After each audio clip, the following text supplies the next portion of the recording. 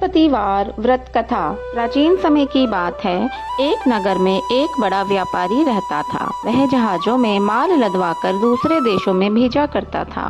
वह जिस प्रकार अधिक धन कमाता था, उसी प्रकार जी खोलकर दान भी करता था। परंतु उसकी पत्नी अत्यंत कंजूस थी। वह किसी को एक दमड़ी भी नहीं देने देती थी। एक बार सेठ जब दूसरे देश व्यापार करने गया, तो पीछे से बृहस्पति देव ने साधु वेश में उसकी पत्नी से भिक्षा मांगी। व्यापारी की पत्नी बृहस्पति देव से बोली, हे साधु महाराज, मैं इस दान और पुण्य से तंग आ गई हूँ। अगर आप कोई ऐसा उपाय बताएं जिससे मेरा सारा धन नष्ट हो जाए और मैं आराम से रह सकूं, मैं यह धन लुटता हुआ नहीं देख सकती। बृहस्पति देव ने कहा, हे देवी, तुम बड़ी विचित्र हो। संतान और धन से कोई दुखी होता है। अगर अधिक धन है तो इसे शुभ कार्यों में लगाओ। कुमारी कन्याओं का विवाह करवाओ, विद्यालयों और बाग बगीचों का निर्माण कराओ। ऐसे पुण्य कार्य करने से तुम्हारा लोक परलोक सार्थक हो सकता है।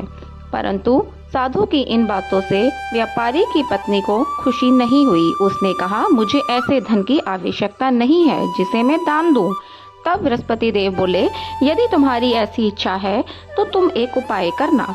7 बृहस्पतिवार घर को गोबर से लीपना, अपने केशों को पीली मिट्टी से धोना, केशों को धोते समय स्नान करना, व्यापारी से हजामत बनाने को कहना और भोजन में मांस मदिरा खाना, कपड़े अपने घर पर ही धोना।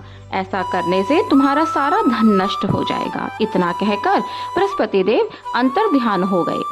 व्यापारी की पत्नी ने बृहस्पति देव के कहे अनुसार 7 बृहस्पतिवार वैसा ही करने का निश्चय किया।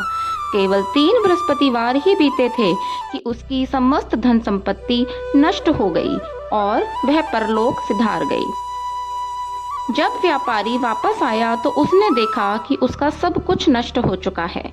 उस व्यापारी ने अपनी पुत्री को सांत्वना दी और दूसरे नगर में जाकर बस गया। वहां वह जंगल से लकड़ी काट कर लाता और शहर में बेचता। इस तरह वह अपना जीवन व्यतीत करने लगा। एक दिन उसकी पुत्री ने दही खाने की इच्छा प्रकट की, लेकिन व्यापारी के पास दही खरीदने के पैसे नहीं थे।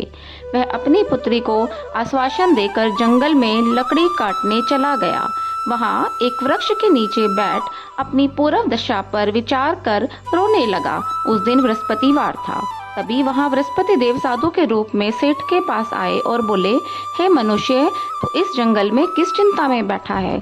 तब व्यापारी बोला कि हे महाराज, अगर आप सब कुछ जानते हैं तो। इतना कहकर व्यापारी अपनी कहानी सुनाकर रो पड़ा। बृहस्पति देव बोले, देखो बेटा, तुम्हारी पत्नी ने बृहस्पति देव का अपमान किया था, इसी कारण तुम्हारा ये हाल हुआ है। लेकिन अब तुम किसी प्रकार की चिंता मत करो। तुम गुरुवार के दिन बृहस्पति देव का पाठ करो। 2 पैसे के चने और गुड़ को लेकर जल के लोटे में शक्कर डालकर अमृत और प्रसाद अपने परिवार के सदस्यों और कथा सुनने वालों में बांट दो। स्वयं भी प्रसाद और चरण अमृत लो। भगवान तुम्हारा अवश्य कल्याण करेंगे।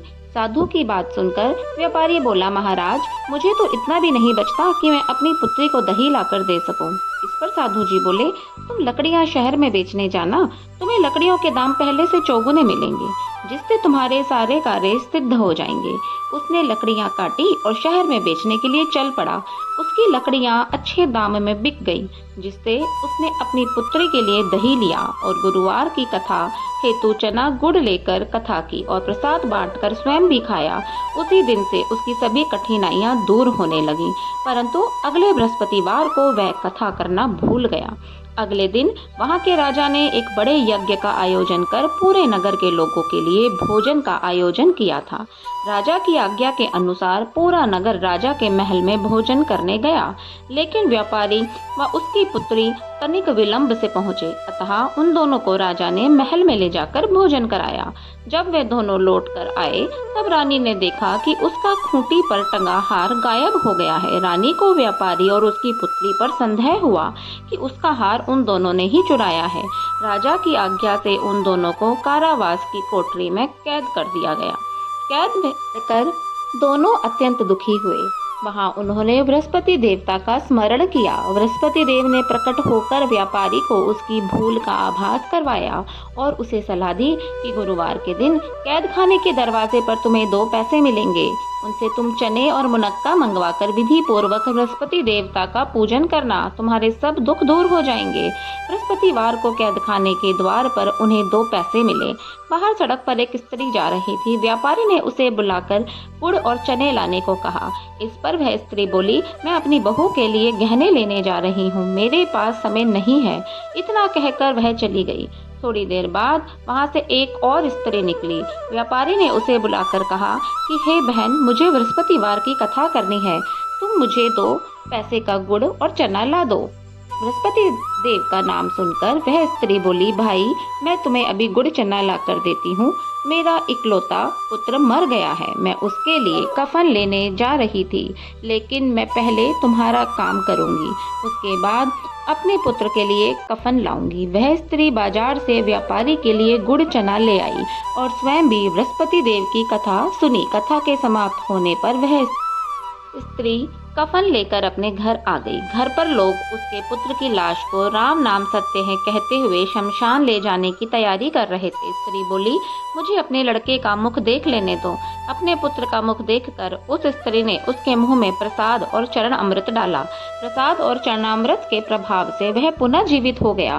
पहली स्त्री जिसने बृहस्पति देव का निरादर किया था, वह जब अपने पुत्र के विवाह हेतु पुत्र वधू के लिए गहने लेकर लौटी और जैसे ही उसका पुत्र घोड़ी पर बैठकर निकला, वैसे ही घोड़ी ने उसे उछाल मारी कि वह घोड़ी से गिरकर मर गया। यह देख स्त्री रो रो कर बृहस्पति देव से क्षमा याचना करने लगी। उस स्त्री की याचना से बृहस्पति देव साधु वेश में वहां पहुंचकर कहने लगे, देवी तुम्हें अधिक विलाप करने की आवश्यकता नहीं है, यह बृहस्पति देव का अनादर करने के कारण हुआ है। तुम जाकर मेरे भक्त से क्षमा मांगो और कथा सुनो, तभी तुम्हारी मनोकामना पूर्ण होगी।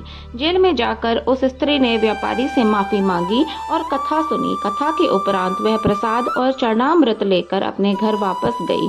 घर आकर उसने चरणामृत अपने मृत पुत्र के मुख में डाला। चरणामृत के प्रभाव से उसका पुत्र भी जीवित हो उठा। उसी रात बृहस्पति देव राजा के सपने में आए और बोले, हे राजन, तूने जिस व्यापारी और उसकी पुत्री को जेल में कैद करके रखा है वह बिल्कुल निर्दोष है। तुम्हारी रानी का हार वही खूंटी पर टंगा है। दिन निकला तो राजा रानी ने हार खूंटी पर लटका हुआ देखा। राजा ने उस व्यापारी और उसकी पुत्री को रिहा कर दिया और उन्हें आधा राज्य देकर उसकी पुत्री का विवाह उच्च कुल में करवाकर दहेज में हीरे जवाहरात दिए। ओम जय बृहस्पति देव।